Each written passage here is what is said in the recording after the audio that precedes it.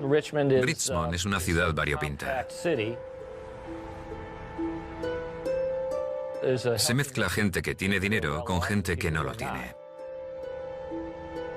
A finales de los años 80, las mejores zonas de la capital de Virginia no tenían nada que ver con sus barrios más conflictivos. Richmond era una ciudad muy tranquila del sur. Si se escuchaba que había ocurrido algo grave, siempre era entre bandas y en alguna parte de la ciudad que solo pisaban los chicos malos. Y el barrio de Southside era uno de los más tranquilos.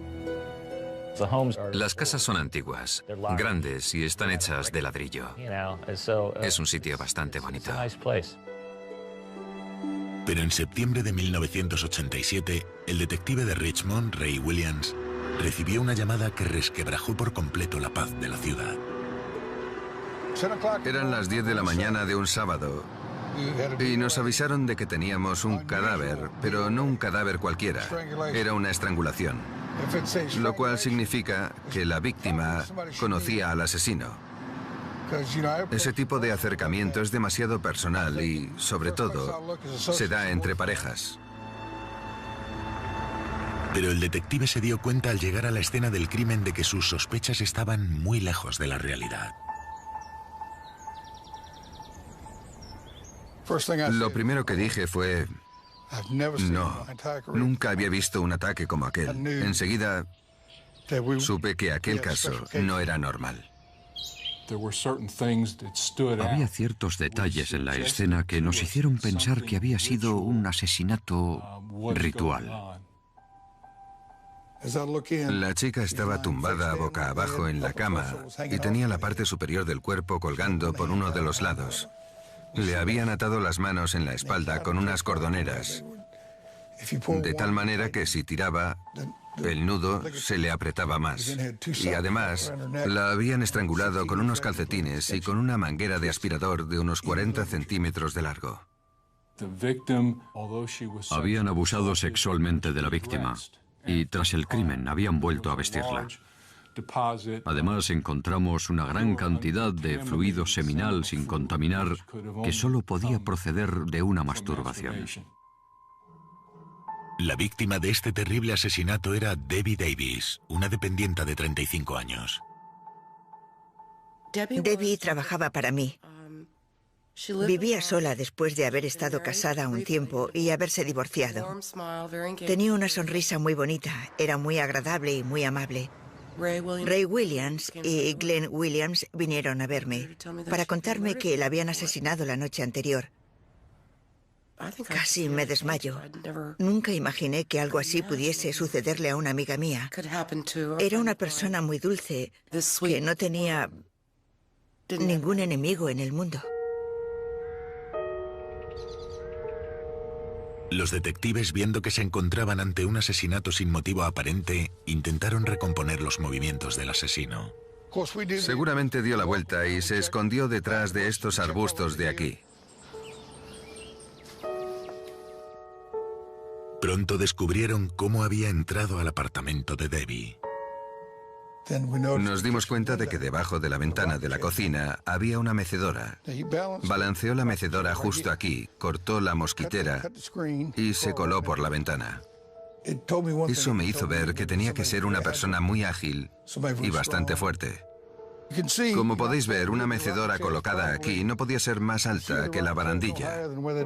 Estaba claro que tenía que ser una persona lo suficientemente fuerte para levantar su propio peso y poder colarse así por la ventana. En aquel momento pensé que tenía que ser deportista. Entró y estuvo esperando a que la chica llegase a casa. El asesino esperó a su víctima mientras se preparaba para el ataque. Usó cosas que encontró allí mismo. No se llevó nada de fuera. Uno de los detalles más sádicos fue el uso de un torniquete casero. La violó y la asfixió poco a poco. Dejaba que volviese en sí y empezaba a asfixiarla otra vez. Repitió aquel proceso varias veces. Fue un asesinato brutal. Poco después supimos los detalles y cómo la había asesinado exactamente. Fue horrible, algo terrible. Le hizo cosas horrorosas y la torturó. La estranguló y se recreó en verla morir. Fue como matar a un pajarillo indefenso. Eso fue lo que hizo. Y poco después, mientras investigaban el macabro asesinato, los detectives se dieron cuenta de que se enfrentaban a un adversario meticuloso. Los informes forenses que nos enviaron decían que no había ningún pelo, ninguna fibra, ninguna prueba física y ningún testigo que hubiese visto nada. La policía no tenía ni idea de cómo podía el asesino estar relacionado con la víctima. Normalmente es algo que descubren rápidamente, pero en este caso no fue así. Tenía que ser un hombre muy audaz para haberle hecho lo que le hizo, sin que los vecinos de los apartamentos de al lado escuchasen nada.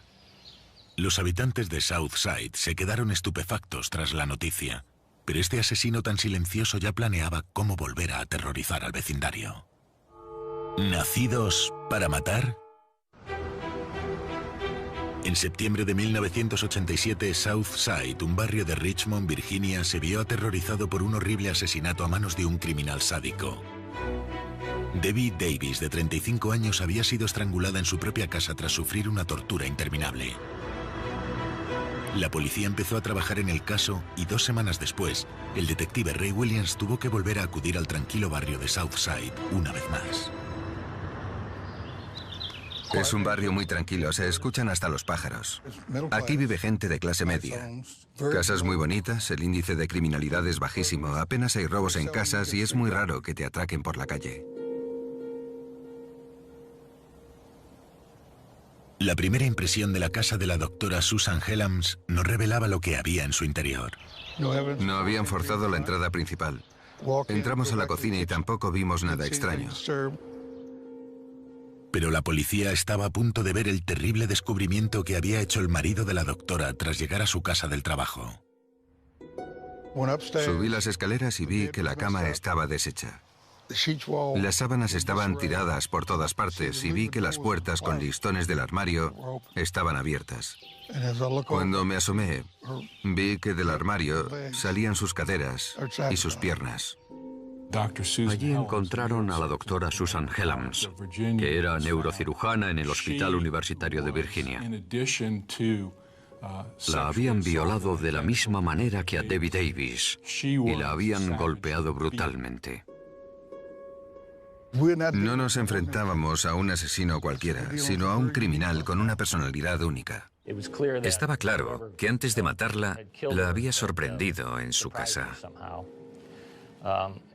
Había conseguido entrar por alguna ventana abierta. El depredador volvía a hacer gala de su tremenda agilidad. Consiguió entrar trepando hasta el segundo piso por una verja, cortó la mosquitera y se deslizó por la ventana. Seguramente estaría escondido en el armario cuando ella llegó. Dejó que se quitase los pendientes, que se quitase el reloj, que lo dejase todo en una mesa y después la atacó. Ha sido uno de los asesinatos más brutales que he visto.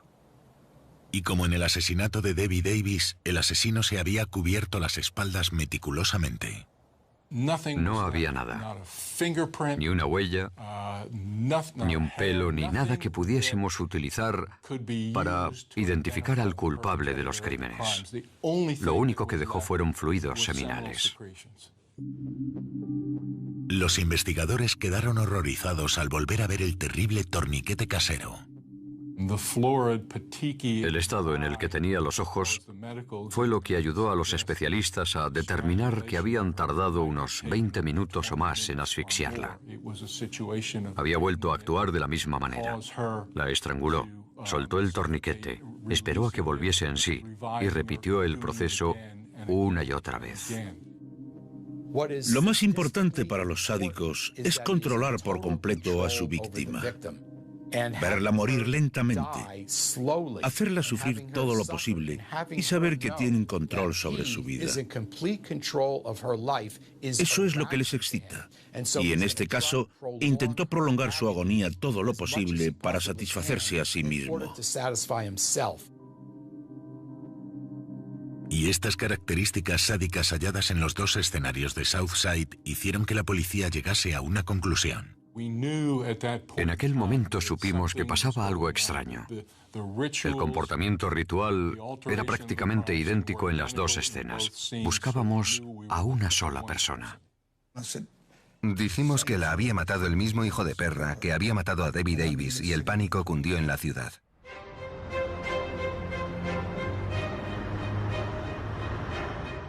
Todo cambió en Richmond cuando dijeron que se trataba de un asesino en serie.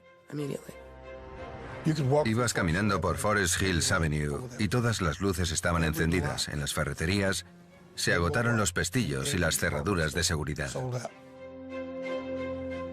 El mensaje que nos llegó a las mujeres era que si no nos sentíamos seguras, era mejor que no abriésemos las ventanas. Aquello daba un miedo de muerte. Cuando la presión aumentó, la policía le pidió al FBI un posible perfil del asesino ya conocido como el estrangulador de Southside. Empezamos a sospechar, erróneamente, que buscábamos a un hombre blanco de unos 30 años que probablemente vivía en el barrio. Sabíamos que era una persona solitaria, que no le había hablado a nadie de los crímenes y que salía de caza por las noches. Estaba claro que no era la primera vez que lo hacía. No sabíamos si había sido en Virginia o en otro estado de los Estados Unidos, pero no era ningún principiante. Tenía experiencia en ese tipo de cosas. Poco después de empezar a investigar, la policía halló una pista. Sorprendentemente, las víctimas estaban relacionadas entre sí. Debbie Davis trabajaba como dependiente en la librería de un centro comercial. Y cuando empezamos a investigar, descubrimos que la doctora Susan Helens había comprado libros en aquel establecimiento y que le había pagado a Debbie Davis con un cheque. Las dos víctimas frecuentaban el centro comercial de Cloverleaf, en el cercano condado de Chesterfield. La zona de tiendas siempre estaba llena de gente. Entrabas al centro comercial y dentro había un sinfín de establecimientos. El popular centro comercial siempre estaba abarrotado de compradores, pero entre toda esa gente había una figura solitaria que pasaba desapercibida. Timothy Spencer, de 25 años, era una persona desconocida para la mayoría de habitantes de la zona. Estaba a más de 150 kilómetros de su casa en Arlington, Virginia. Vivía en un barrio muy tranquilo de Washington, D.C. Arlington es lo que se conoce como ciudad dormitorio. Es una zona más bien residencial. Había zonas mucho más peligrosas que otras. Eso es algo bastante normal en los barrios de las afueras de cualquier ciudad importante. Timothy Spencer había nacido en 1962 y había crecido en el barrio de Green Valley. Había una pequeña calle sin salida que terminaba justo aquí. Yo diría que era un barrio de gente humilde. Pero había zonas en las que llevaba muchos años viviendo gente muy trabajadora. Su madre y su padre tenían estudios, 2 buenos trabajos y estaban divorciados. La madre de Spencer siempre estaba muy ocupada cuidando de sus hijos tras el divorcio. Mi madre era la mejor madre del mundo. Nos lo daba todo y pasaba mucho tiempo con nosotros. Nunca nos faltó de nada y vivíamos en una familia bien estructurada.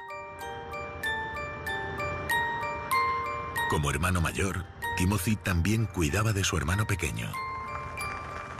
Una Navidad me regalaron una bici naranja con ruedines y él salió conmigo a la calle para estrenarla.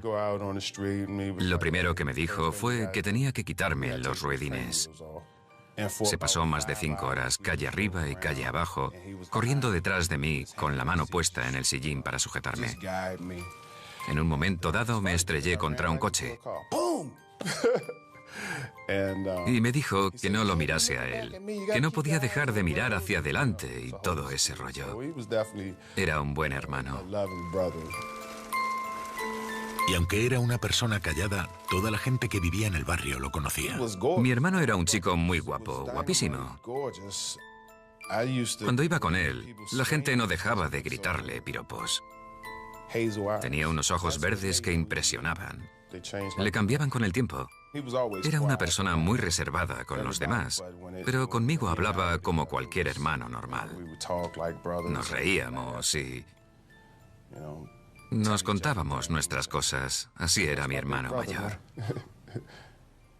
Alguien que destaca por su belleza o por ser especial de alguna manera suele estar acostumbrada a que la gente lo trate de una forma muy concreta. Si además resulta que es narcisista, es posible que acabe exigiendo esa especie de trato de favor. Y también es posible que se enfade si no lo recibe. Pero Spencer no consiguió adaptarse a la situación y su comportamiento empezó a cambiar durante sus años en el instituto. Era mal estudiante y una persona bastante difícil. Se notaba que era inteligente, pero no se esforzaba para nada. En un momento dado, cuando tenía unos 12 años, empezó a orinar y a defecar en las zonas comunes del instituto. Pero las acciones rebeldes de Timothy no quedaron ahí. También desarrolló una especie de piromanía. Estamos muy cerca de una de las calles sin salida en la que quemó un coche. La piromanía es un trastorno que le da a estos individuos una sensación de control, de poder y de dominación increíbles. Con una cerilla pueden quemar todo un edificio o un coche. Y este tipo de poder es muy estimulante para ellos. 13 años después tenían lugar 2 estrangulamientos terribles en el barrio de Southside, en Richmond. Y el asesino se preparaba para volver a atacar a las afueras de la ciudad. Diane Cho era una niña de 15 años que, si no recuerdo mal, vivía en el condado de Chesterfield. La joven era una excelente estudiante que estaba decidida a estudiar medicina. El 21 de noviembre pensaba pasar parte de la noche estudiando frente al ordenador, en su habitación. Creo que fue un sábado cuando me llamaron de Chesterfield para decirme que habían estrangulado a una niña de 15 años, de la misma manera que lo habían hecho con las otras 2 víctimas. Cuando el detective de Richmond llegó a la casa de Cho, se quedó muy sorprendido por la audacia del criminal. Su hermano estaba en la habitación de al lado y sus padres también estaban en casa cuando se coló. Entró, le puso cinta adhesiva, le ató las muñecas y todo eso. La violó y la estranguló en su dormitorio. El ágil asesino había entrado en mitad de la noche a través de una ventana, al igual que en sus anteriores asesinatos. Estuvo bastante tiempo con ella, pero al parecer no hizo el suficiente ruido como para despertar a los padres que estaban en casa. Le habían envuelto con una sábana sus partes íntimas. Que un criminal coloque a sus víctimas de una manera concreta significa que le da mucha importancia a la escena del crimen y que quiere darle al asesinato un toque especial que le hace sentir poderoso, incluso al recordarlo. Los casos anteriores habían hecho pensar al departamento de perfiles del FBI que se trataba de un hombre blanco. Pero un descubrimiento en esta última escena sugirió todo lo contrario.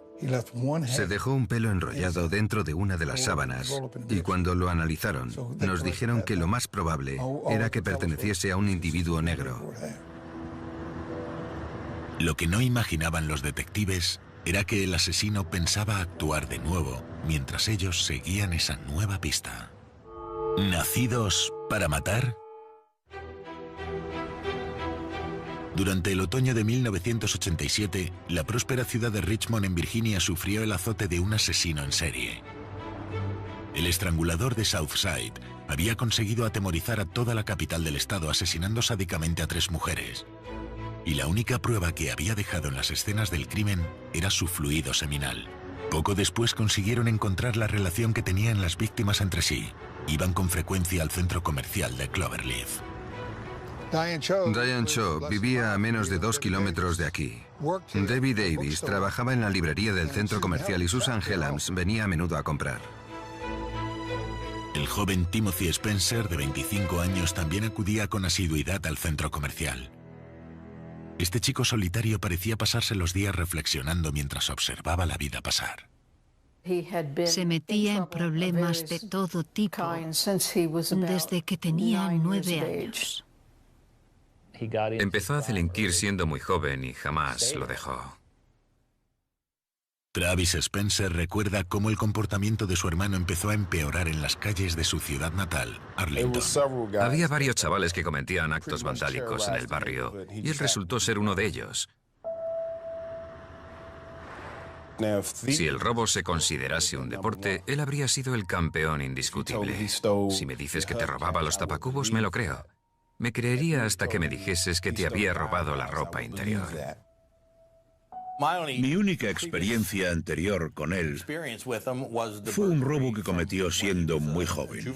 Lo único que recuerdo es que tuve que pedirle a su madre permiso para cogerle las huellas dactilares. Yo pensé que tenía que actuar como él para ser un chico guay. Y un día fui con un amigo a la tienda de chucherías para robar unas cuantas. El dependiente nos pilló, nos paró y nos dijo: ¡quietos, ladrones! La policía vino a por nosotros, nos metió en la parte de atrás del coche y nos llevó a casa. Cuando mi madre salió y vio que era yo, le cambió la cara en plan... No. Y cuando mi hermano llegó a casa, pensé que me daría la enhorabuena. Pero me miró muy serio y dijo: no vuelvas a robar en tu vida. No seas como yo. Sé mejor que yo. Pero cuando Timothy Spencer cumplió los 20, su carrera criminal empezó a tener graves consecuencias. El robo por el que fue a la cárcel tuvo lugar cerca de aquí. Estamos en el sur de Arlington, en la frontera con la ciudad de Alexandria. La policía lo pilló dentro de una casa y acabó en la cárcel. Lo condenaron por allanamiento de morada. El tiempo que él pasó en la cárcel coincidió con mi adolescencia. Siempre me echaba a llorar cuando iba a visitarle porque no entendía por qué mi hermano tenía que estar entre rejas. Sin embargo, cuando crecí, entendí que aquello era lo que te pasaba si hacías las cosas mal. Una vez ingresas en prisión, solo pueden pasarte dos cosas. O te reinsertas en la sociedad o te vuelves peor persona. Spencer salió en libertad en septiembre de 1987 después de haber pasado 3 años en prisión. Y se fue a vivir a una casa de reinserción situada a unos 150 kilómetros de Arlington, en el barrio Southside de Richmond. Su apartamento era el que está en la planta de arriba, a mano izquierda. Es una casa de reinserción para criminales no violentos. Si cumplen los requisitos, los envían aquí durante un periodo de tiempo para que se vayan acostumbrando a volver a vivir en sociedad. Pero tras mudarse a su nueva residencia, Spencer se mantuvo alejado de todo el mundo. Era un tipo solitario, no hablaba con nadie y no tenía amigos. Cuando comía se sentaba en un extremo de la mesa y para ver la tele se sentaba en la otra punta del salón. Sin embargo, Spencer sí tenía relación con una chica del grupo. Ella le prestaba su coche, lo que hizo que aquel muchacho solitario expandiese sus horizontes. La única persona con la que hablaba era una chica y lo hacía para que le prestase su coche. Spencer consiguió así salir del vecindario y visitar el centro comercial Cloverleaf, en el cercano condado de Chesterfield, aunque tenía que regresar antes de que se hiciese de noche. Cuando estás en una casa de reinserción, se supone que puedes salir a trabajar y que tienes que volver cuando terminas. No te permiten estar por ahí de noche. Pero a Spencer no le gustaba que le impusiesen nada. Se suponía que los supervisaban y que se aseguraban de que estaban allí, pero la cosa no funcionó demasiado bien. Timothy Spencer siguió paseando por las calles a sus anchas.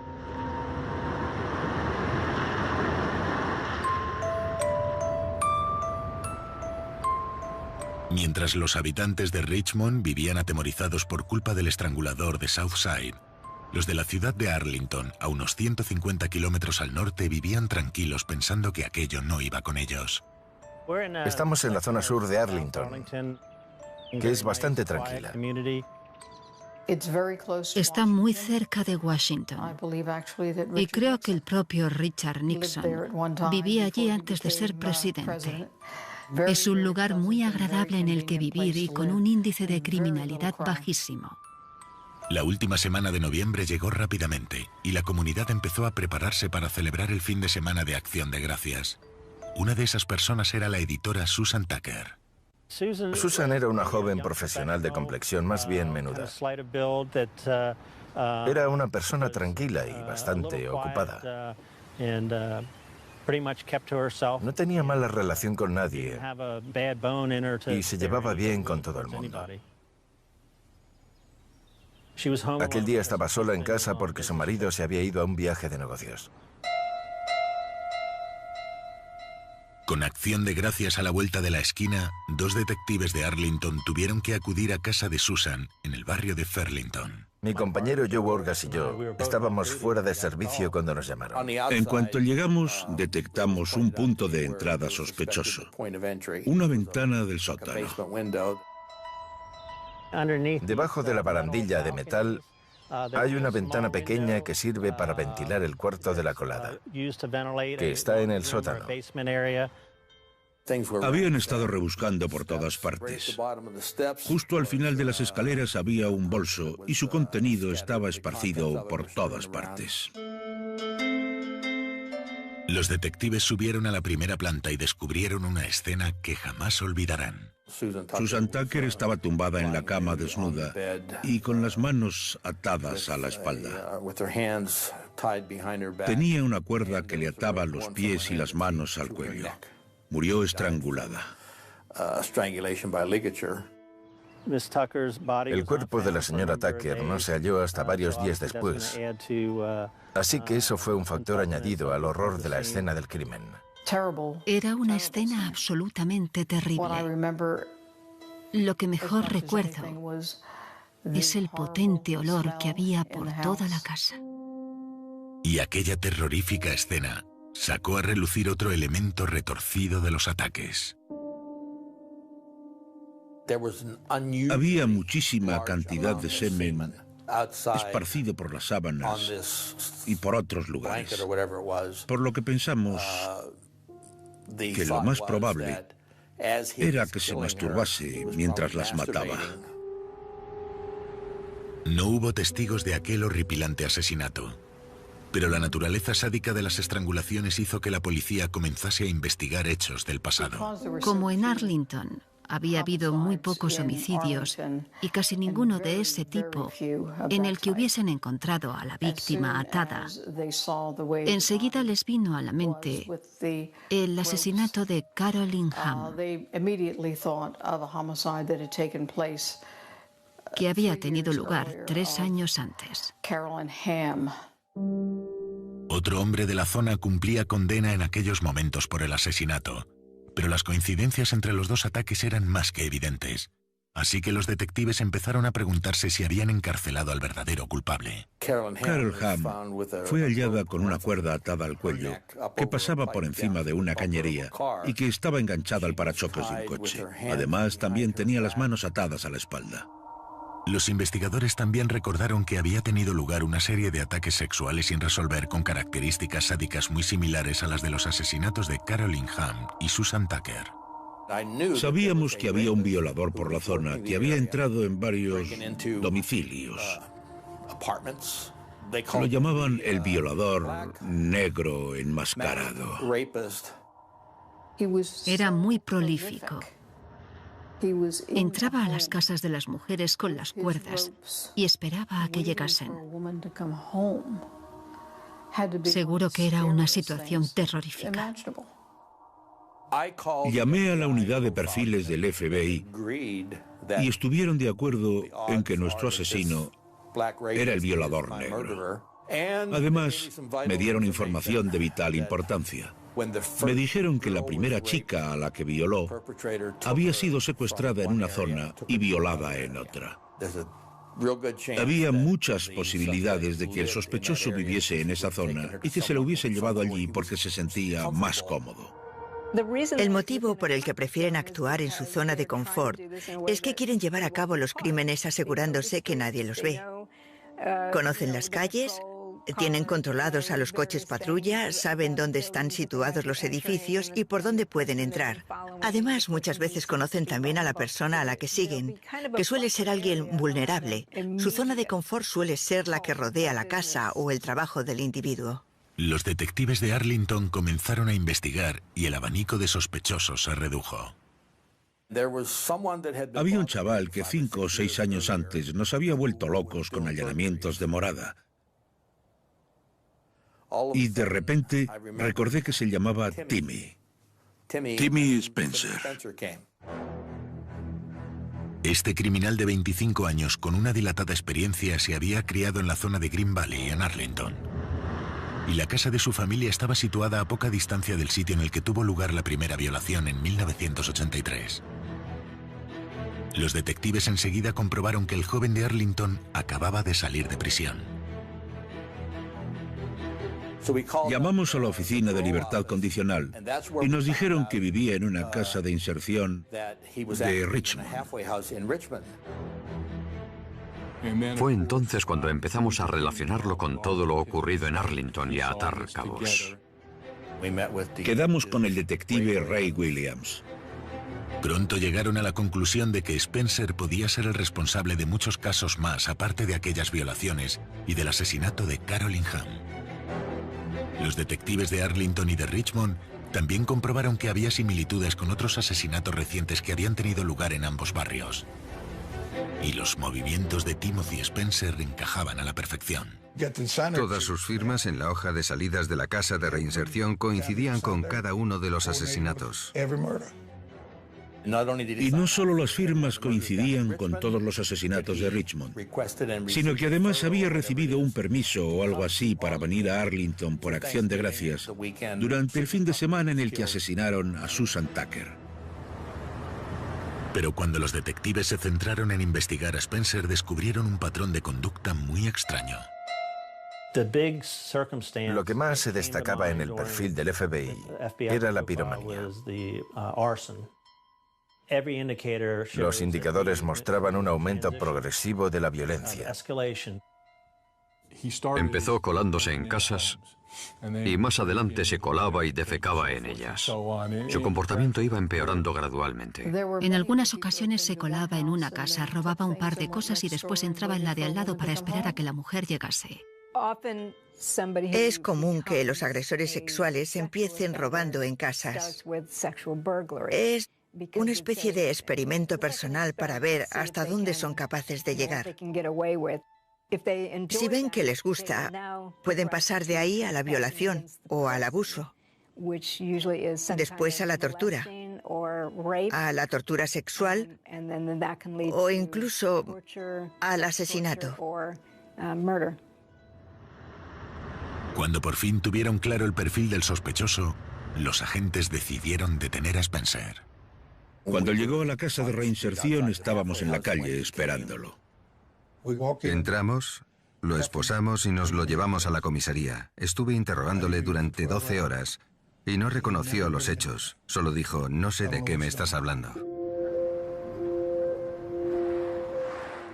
Hablaba bastante bien y no usaba casi argot callejero. En algunos momentos me pregunté si habríamos detenido a la persona correcta, pero durante la mayor parte del tiempo estuvimos prácticamente seguros.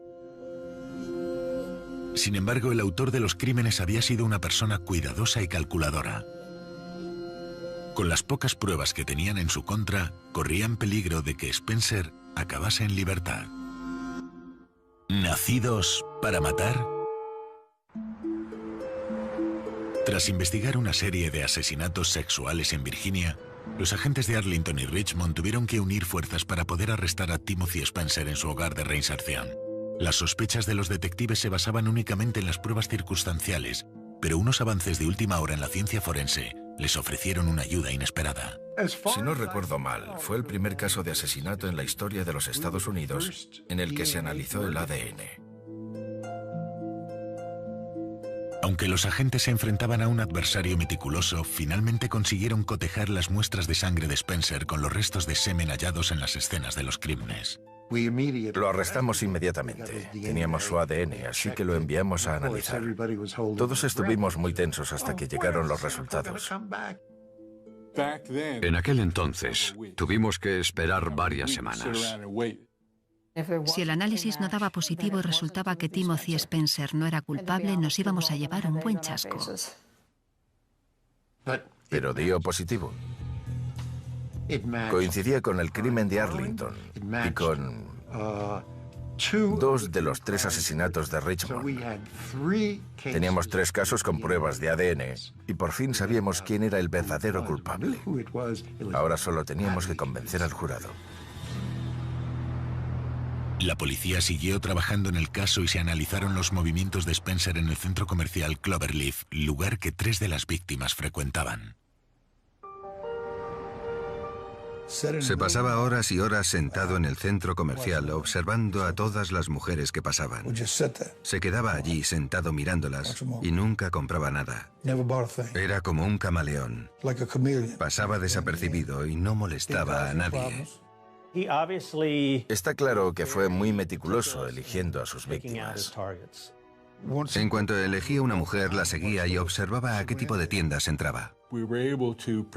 Conseguimos recabar pruebas que nos indicaron que aquel podía ser el lugar en el que elegía a sus víctimas. Entre julio de 1988 y junio de 1989, Spencer se tuvo que enfrentar a los cargos por las violaciones y los asesinatos de 4 mujeres tanto en Arlington como en Richmond. Y aunque también había sido el culpable del asesinato de Caroline Hamm y de una serie de violaciones de Arlington, los fiscales decidieron juzgarle únicamente por los asesinatos más recientes. Nunca dejó ver que le preocupase nada de lo que escuchaba en el juicio. Permaneció impasible. Pero sorprendentemente el acusado empezó a mostrar sus emociones en cuanto los fiscales sacaron las terribles imágenes de las escenas de los crímenes. Quería ver las fotos. La mesa de la defensa estaba por aquí y la del jurado por aquí, y él se inclinaba hacia adelante para ver cada una de las fotos. Timothy Spencer era tan malo que, aun estando en contra de la pena de muerte, no pensaba permitir que tuviera ni la más mínima posibilidad de volver a pisar la calle. Era malo hasta la médula.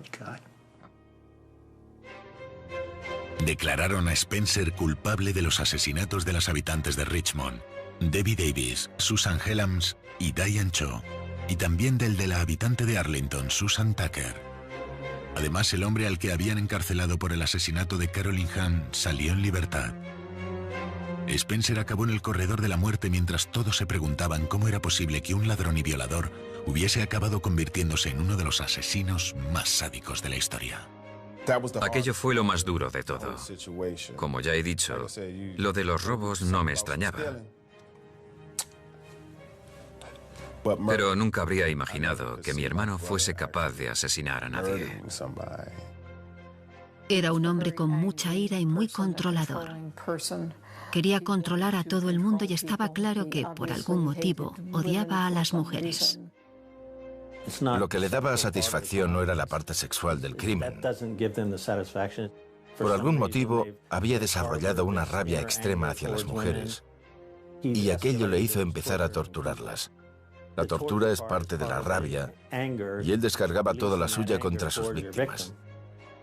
Es como un experimento personal para ver de qué son capaces.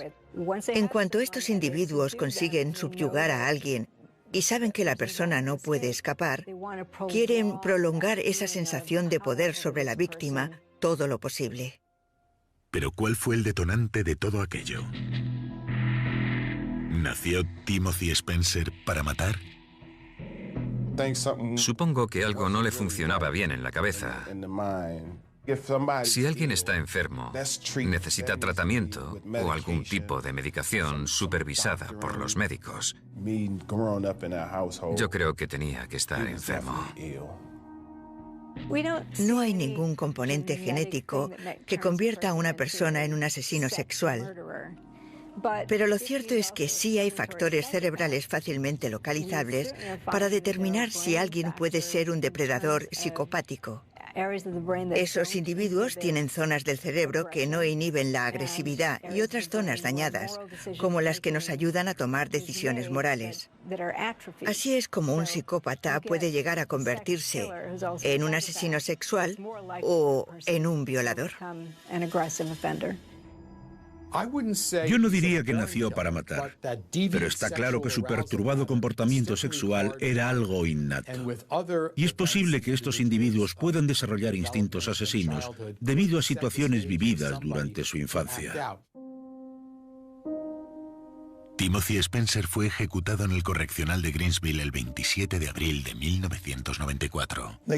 Me llamaron y me preguntaron si iba a ir, pero dije que no. Tengo que lidiar con la muerte todos los días, y eso no es más que una forma legal de matar a alguien. No digo que no mereciese morir, porque así ya no volverá a matar a nadie, pero sigo teniendo mis dudas sobre la pena de muerte. Yo sí. Estuve allí aquel día. Estuve con él durante sus últimos instantes de vida y nos dejaron un par de minutos para despedirnos de él. Estuve sentado al lado de una persona aparentemente normal y casi tuvieron que separarnos a tirones. Recuerdo que el día que lo ejecutaron fue un día muy complicado para mí. No fui capaz de hablar con nadie en todo el día. Lo único que podía hacer era pensar en mi amiga.